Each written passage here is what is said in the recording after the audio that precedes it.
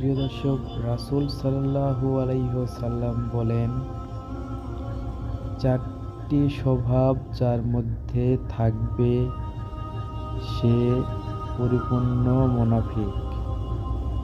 চারটি স্বভাবের একটি আলামত যদি তার মধ্যে দেখা যায়, তা পরিত্যাগ না করা পর্যন্ত তার মধ্যে মুনাফিকের একটি অংশ দেখা যাবে। চারটি স্বভাবের মধ্যে প্রথম নাম্বার হচ্ছে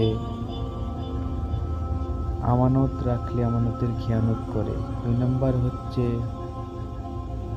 মিথ্যা কথা বলে। 3 নাম্বার হচ্ছে চুক্তি করলে ভঙ্গ করে। এবং 4 নাম্বার হচ্ছে